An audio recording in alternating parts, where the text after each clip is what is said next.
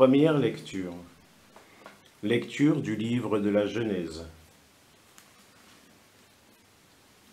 Au commencement, Dieu créa le ciel et la terre. La terre était informe et vide.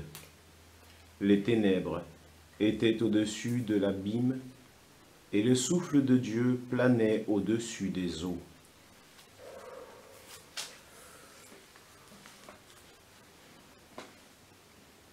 Dieu dit que la lumière soit, et la lumière fut. Dieu vit que la lumière était bonne, et Dieu sépara la lumière des ténèbres. Dieu appela la lumière jour, et il appela les ténèbres nuit. Il y eut un soir, il y eut un matin, premier jour.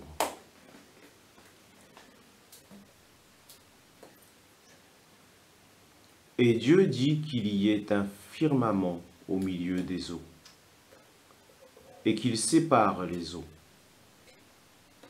Dieu fit le firmament, il sépara les eaux qui sont au-dessous du firmament, et les eaux qui sont au-dessus.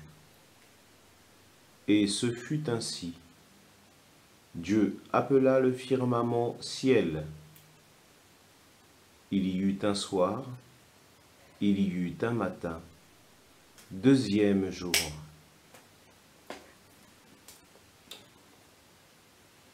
Et Dieu dit, les eaux qui sont en dessous du ciel, qu'elles se rassemblent en un seul lieu, et que paraisse la terre ferme. Ce fut ainsi. Dieu appela la terre ferme terre, et il appela la masse des eaux mer. Et Dieu vit que cela était bon.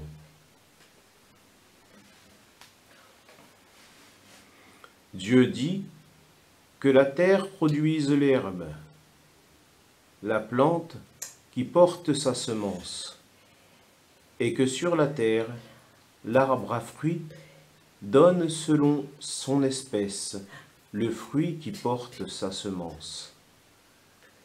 Et ce fut ainsi.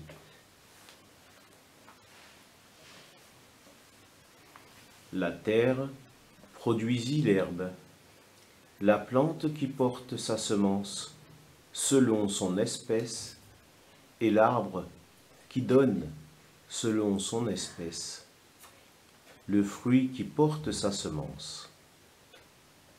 Et Dieu vit que cela était bon.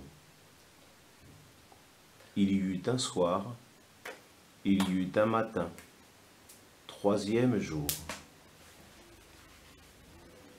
Et Dieu dit qu'il y ait des lumières au firmament du ciel, pour séparer le jour et la nuit, qu'ils servent de signes pour marquer les fêtes, les jours et les années, et qu'ils soient au firmament du ciel des luminaires pour éclairer la terre.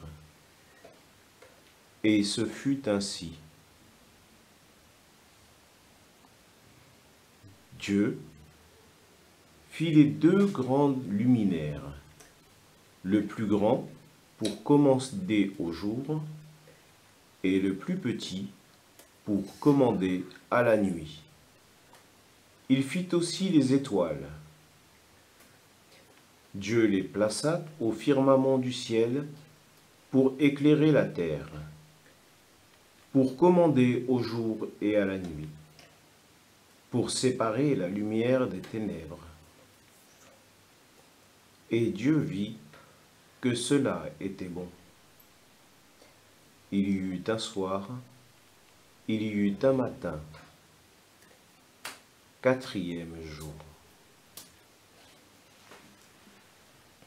Et Dieu dit que les eaux foisonnent d'une profusion d'êtres vivants, et que les oiseaux volent au-dessus de la terre, sous le firmament du ciel.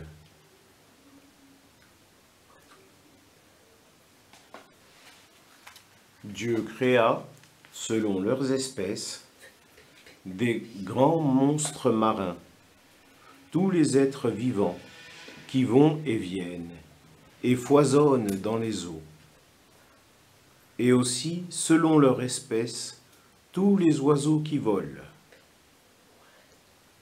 Et Dieu vit que cela était bon. Dieu les bénit par ces paroles. Soyez féconds et multipliez-vous, remplissez les mers, que les oiseaux se multiplient sur la terre. Il y eut un soir, il y eut un matin, 5e jour. Et Dieu dit que la terre produise des êtres vivants selon leurs espèces, bestiaux, bestioles et bêtes sauvages selon leurs espèces. Et ce fut ainsi. Dieu fit les bêtes sauvages selon leurs espèces, les bestiaux selon leur espèce, et toutes les bestioles de la terre selon leur espèce. Et Dieu vit que cela était bon. Dieu dit, faisons l'homme à notre image, selon notre ressemblance, qu'il soit le maître des poissons de la mer, des oiseaux du ciel, des bestiaux, de toutes les bêtes sauvages et de toutes les bestioles qui vont et viennent sur la terre.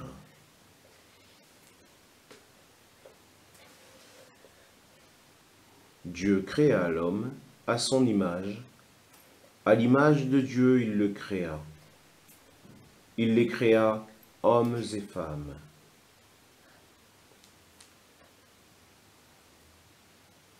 Dieu les bénit et leur dit, soyez féconds et multipliez-vous, remplissez la terre et soumettez-la. Soyez les maîtres des poissons de la mer, des oiseaux du ciel et de tous les animaux qui vont et viennent sur la terre. Dieu dit encore, je vous donne toutes les plantes qui portent sa semence sur toute la surface de la terre, et tous les arbres dont les fruits portent sa semence. Telle sera votre nourriture. À tous les animaux de la terre, à tous les oiseaux du ciel, à tout ce qui va et vient sur la terre, et qui a souffle de vie, je donne comme nourriture toute herbe verte. Et ce fut ainsi. Et Dieu vit tout ce qu'il avait fait. Et voici, cela était bon, était très bon.